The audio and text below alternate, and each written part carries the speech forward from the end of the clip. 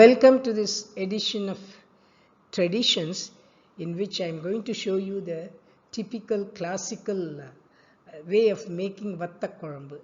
The very word vatta korambu means vatta. The tamarind pulp, the water, gets shrunk and it is kept, you keep boiling it with the vegetable and the seasoned stuff for quite some time till it gets to a point of semi-liquidy, and it gives such a taste. And I will let us see the nuances of making it vetta korambu.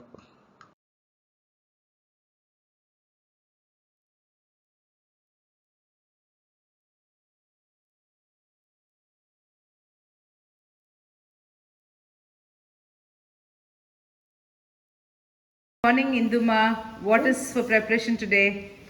Today I intend making vetta korambu out of sweet pumpkin. Very nice. Can we see the ingredients? Yeah. Can you see? Yes. Okay. These are the pieces of pumpkins that I've already cut and put. And then the most important ingredient in this is the tamarind, that vegetable, that veggie that goes into making this. And of course, adding flavor to vetta korambu is green chilies also. I use a few. And then this is turmeric powder, hing. Hing is asafoetida. There are two, one powdered and the other one is hard one. Hard one, in case it is not available, you may use fully the powdered one.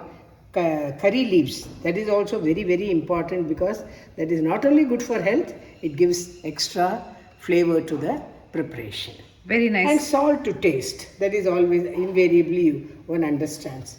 And I have this masala box which I will be using, which contains all the ingredients: fenugreek, chana dal, urud dal, mustard seeds, jeera and pepper, and red chilies. In this, for vetta korambu, the flavor, the extra flavor I feel comes from the fenugreek that does the magic. Very nice. And Shall that's I supposed to start? be, sure, please do. And that seems to be very good for your health, the fenugreek. Yeah. Fenugreek is so good for your health. It is, see, I use lavishly about 1 teaspoon, 1 heap full of fenugreek first to be put in the oil when it is heated. As it starts crackling, and it should be little more than golden brown in color. Very nice. And then how much oil do you use? I use, since the quantity I am making today is little extra, I am making 2 portions of it. So I put about, say, the cup, you see the size, it's about full cup of this. Okay, around 3 or 4. Around 3 or 4 tablespoons. no, 4 tablespoons. Very nice, very nice. Okay, so it sounds like the oil is heating, and you first put the methi seeds, and it is turning a golden brown color. Yeah. Now you put mustard seeds. Sampath, velkadala. Anga vichudu. I have added mustard seeds. I am adding the pulses, chana dal. See, these are the ones which absorb the tanginess of the tamarind that you add, and that gels very well, and it gives out a good taste. So after you added the fenugreek and it turned golden brown, you seem to have added mustard, around 1 teaspoon of it, chana dal, again 1 heaping teaspoon of it, and urud dal. And this is optional. And then it sounds like you've added peanuts. Peanuts, which is optional. That also helps in absorbing the tanginess of the tamarind. Very nice. And when do you add the green chilies, red chilies, and the curry leaves? When I am adding the vegetable. Very nice. So this one you will let it kind of crisp in the oil, it sounds like. And red chili, since we are all used to eating spicy, 1, 2, 3, 4, 5, 6 of them broken into 2 pieces. Very nice. The I colors don't add look lovely and the aromas are beautiful. Yeah. I think the oil is releasing flavors from the methi seeds. Yes. That seems to be a very distinctive flavor I can smell. Now I will add the curry leaves, fry it in the oil along with the green chilies. I am adding for the quantity that I am making today, about 4 of them split into just about split in whole shape, so that it is not too hot, too spicy.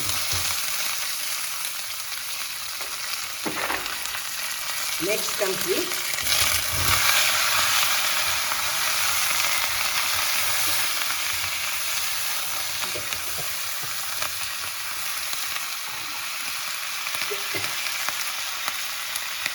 this one, since I am not using the, what is that called?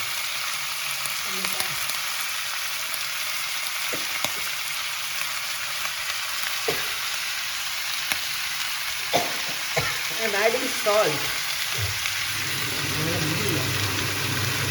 So you're adding 2 teaspoons of salt. Yeah.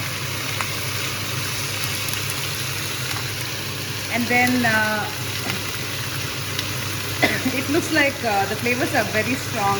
So you've turned on the exhaust, I can notice. Otherwise, you end up coughing. Yeah, since you have put the red chilies in oil, that does the... Okay. And use a small spoon, like half a teaspoon of turmeric. Okay. And how long does this fry in the oil? Just about 3 to 5 minutes. So it kind of softens a bit, the vegetable will Now soften. that you have added water, it is hygroscopic. You can see that. You can see some soft water being let out. Okay. The vegetable is now letting out the water. And that seems to be immersed with the flavors. Yeah.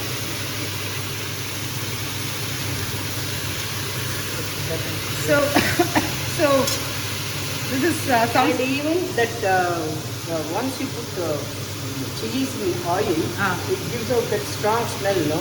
The moment you put the salt, add the salt, it reduces. See, you are able to manage. Okay. Okay, I understand. And now, when will you be adding the tamarind water? See, about you don't have to wait till it gets cooked. Okay. You just after 3 to 5 minutes, as I said, you can now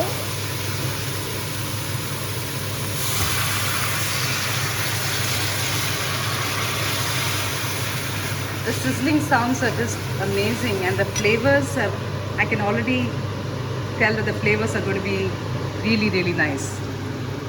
And now that you've added the salt and the vegetables, it sounds like we have the spices we need, the salt. So it sounds like you're close to being done with the preparation in terms of the prep work. If you have prepared everything, it would hardly take 15 to 20 minutes for the, depending on the quantity. Today it might take a little more. I'm adding unfried asafoetida. Does it add extra flavor? Yeah, it does. Others, can I use asafoetida powder? Powder also. Very nice. So Amma, I want to know a few more options for the vegetables. What are the other portions? What are the other types of vegetables that you can use? See, for vetta kolbu, the best vegetable is onion, of course, the small ones. Okay. The small ones. It's called chinna vengaya vetta Chinna kolbu. vengayam, shallots are what you call them. Correct. Shallots. And then the next option is sweet potato. Sweet potato. That one also gives a... They're all specifically, we mentioned this sweet pumpkin, sweet potato, probably because the tanginess and the sweetness gets kind of mixed, gelled well, and it is that is also that adds to the taste. Very nice. But I also noticed that for to add that sweetness, I remember you telling me that you add some jaggery. Yes. Okay. Very nice. So can I request Chitapa to get some jaggery for the dish? So so you're talking about using sweet potato, sweet pumpkin. What about vegetables like brinjal and lady's finger? Of course. course, they also go very well. And there is one more vettakurambu where if you don't have any vegetable, just crush few puppets. As you are putting vegetable, oil is there, the puppets will get fried and half fried, half. That also makes a very nice vettakkurambu. So you're saying the appalam, Appalam, the raw yes. appalam The raw can be used instead of vegetables. Vegetables.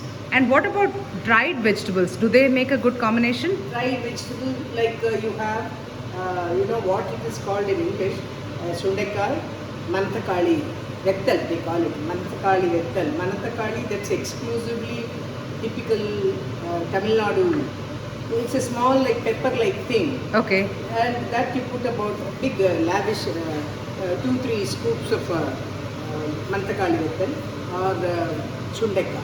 Very nice. What the pattern seems to be that this particular preparation can be made without fresh vegetables, which means that our elders, when they were making them during times when there was not enough vegetables, they were willing to use dried vegetables that they dried early part of the year. Exactly. All these things evolved from olden days cooking, because traditional cooking, where villages, all the vegetables were not available all the time. I understand. So let's just look at this. So it sounds like this is now beginning to boil.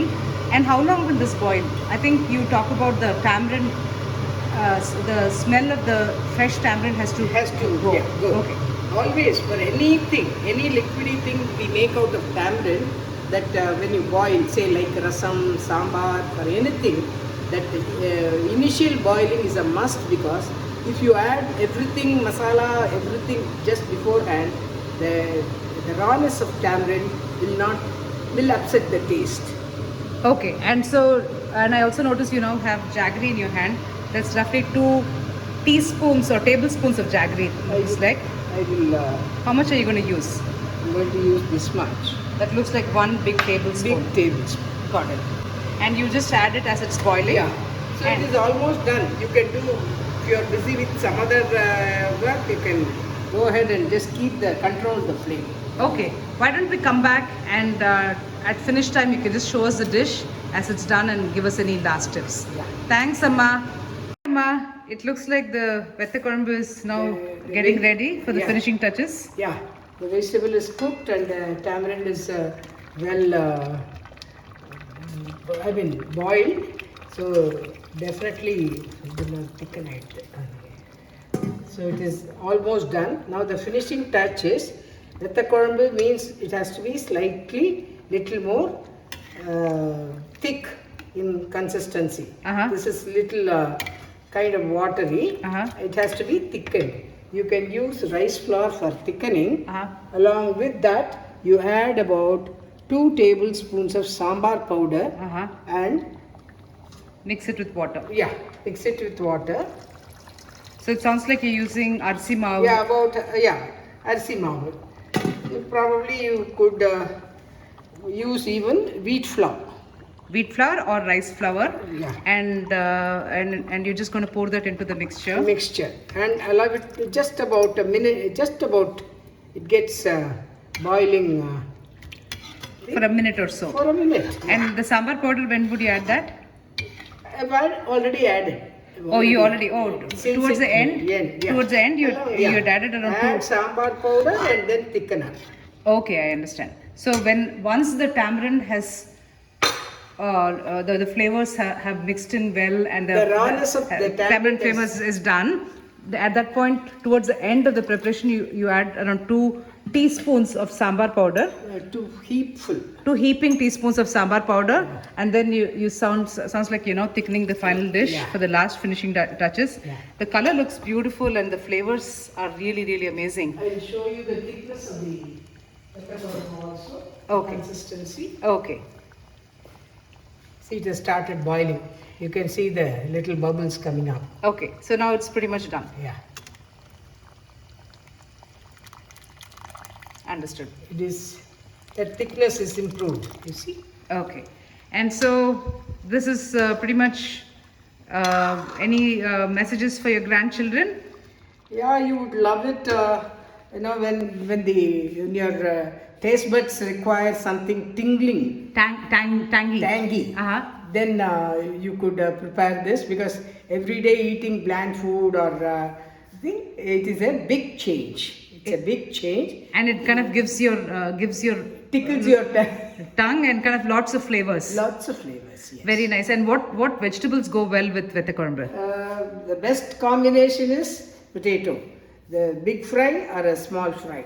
Today I have planned to make, you have the hash browns, equivalent of that. We have cut it into small pieces. I'll show you that. So you're going to make it with with podi karmade. Yeah, podi vadakal. Podi vadakal. This is called podi vadakal. You can see it. And we'll record another video for that. Okay. But it sounds like that's a great combination. What about purposely that you just taught us? That is since last week. It's already been given. So purposely also is a great combination. For vettakorumbu. That's very nice. So to our viewers, so I hope you enjoyed this episode of Traditions by our famous celebrity chef Indu Narayanan. Bye, Amma. Bye. Thank you for watching this edition of Vettakorumbu. You know, this Vettakorumbu and the crunchy combination, chutta plum, my wow, such a lovely combination, and unmelted solid clarified butter, that is nehi. If you put it on top of appalam, this Vettakorumbu, purposely or any other veggie, wow, it is lip smacking and my mouth is watering to have it right away. Enjoy Vettakorumbu. Bye.